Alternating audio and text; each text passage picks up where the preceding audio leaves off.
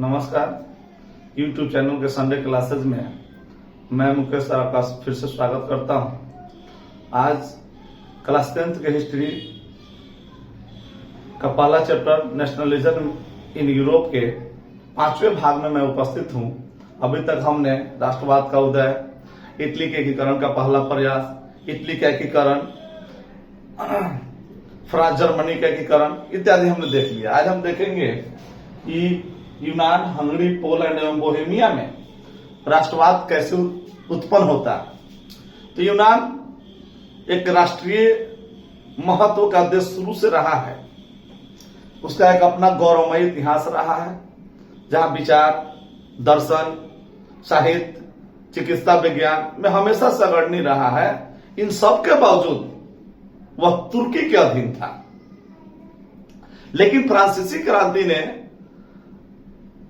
यूनान में भी राष्ट्रीयता की भावना को पनपाया और कहीं न कहीं लोगों को लगा कि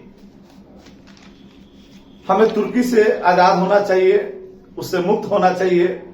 और इसीलिए हितेरिया फिलाइक एक संगठन बनाया गया।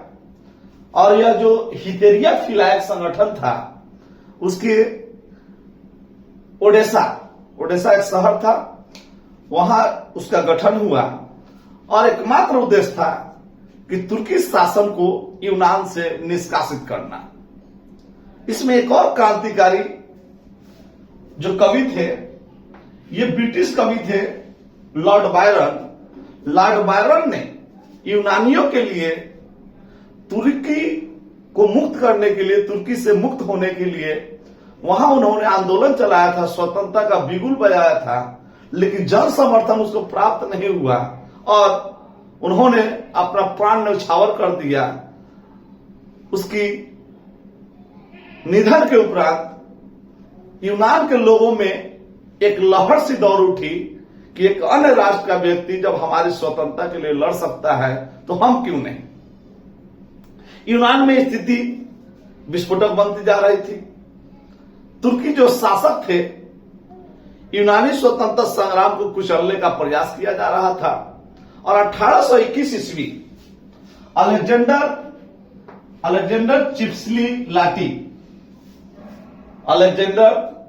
चिप्सिलाटी ने नेतृत्व प्रारंभ किया।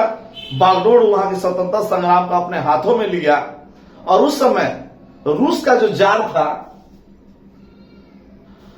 रूस के जार अलेक्जेंडर से खुलकर उससे बात की और ऑस्ट्रियाई शासक मेटरनिख के दबाव के कारण वह खुल करके सामने नहीं आ रहा था। लेकिन 1826 ईस्वी में रूस और ब्रिटेन के बीच में एक संधि हुई और उस संधि के तहत यूनान का जो विवाद था उसकी मध्यस्थता करने का प्रस्ताव रखा गया। और उस समय फ्रांस का जो राजा था वह चार्ल्स दसम था। 1826 ब्रिटेन और रूस का समझौता होता है और फ्रांस का राजा चार्ल्स दसम होता है। यह निरंकुशवादी होता है। और फ्रांस, इंग्लैंड, रूस ने मिलकर तुर्की के खिलाफ आंदोलन करने का निश्चय करता है। और 1827 में लंदन में एक सम्मेलन होता है।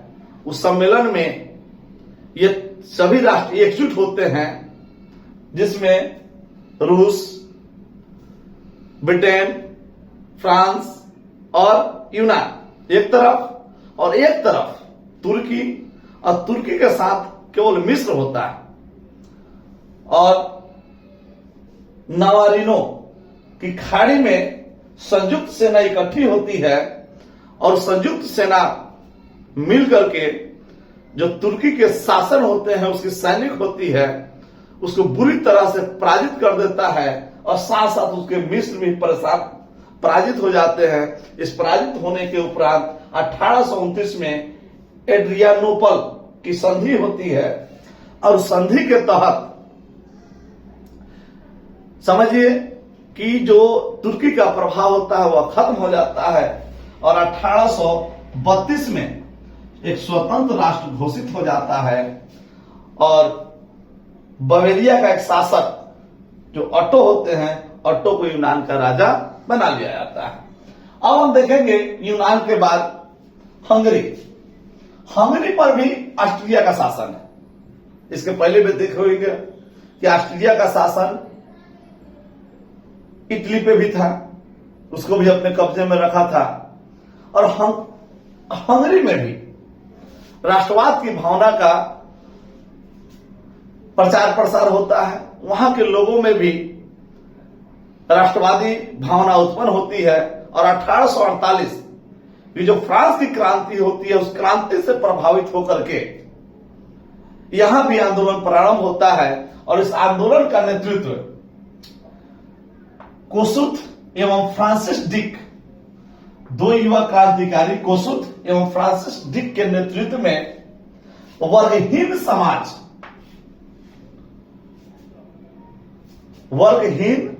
समाज, जिसका मतलब होता है क्लासलेस सोसाइटी, यानी पूरा समाज बराबर होगा, को आंदोलन किया जाता है।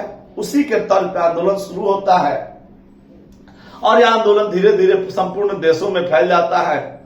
और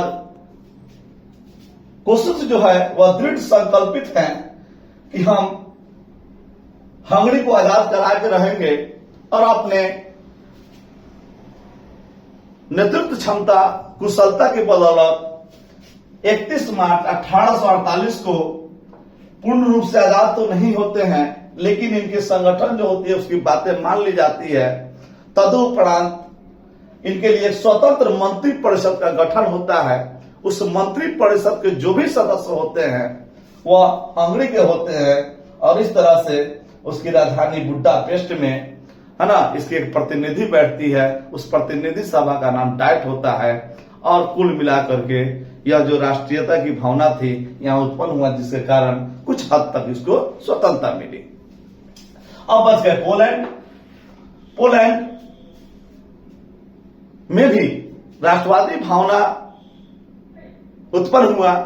पोलैंड पर रूस का शासन था और 1830 दशम के समय जो फ्रांस की क्रांति हुई उसका प्रभाव पड़ा, लेकिन उस क्रांति को इंग्लैंड और फ्रांस की सहायता नहीं मिलने के कारण रूस ने पोलैंड की विद्रोह को पूरी तरह कुचल दिया। एक और देश देखेंगे, बोहेमिया।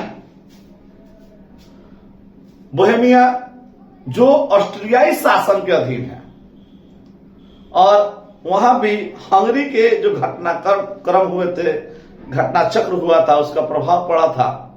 और वहां चेक जनजाति के लोग ज्यादा रहते थे और उन्होंने स्वायत्त शासन, सेल्फ ऑटोनमस रूल की मांग की, परंतु उस आंदोलन ने हिंसात्मक रूप धारण कर लिया, जहां तक मर्डर, खून खराबा होने लगे, जिसका नतीजा हुआ कि ऑस्ट्रियाई शासन ने इनके विद्रोह को बुरी तरह से कुचल दिया और इनको स्वतंत्रता की स्वाद नहीं मिली। यानी कुल मिला के इनका आंदोलन जस का तस रह गया।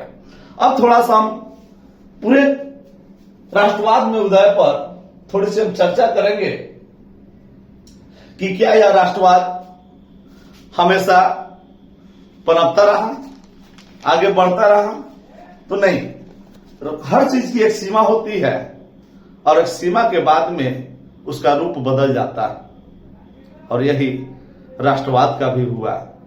राष्ट्रवाद के उदय से छोटे बड़े राज्य स्वतंत्र हुए, जो समूह में थे वे एक इकाई में बंधे। लेकिन 19वीं शताब्दी के अंत तक,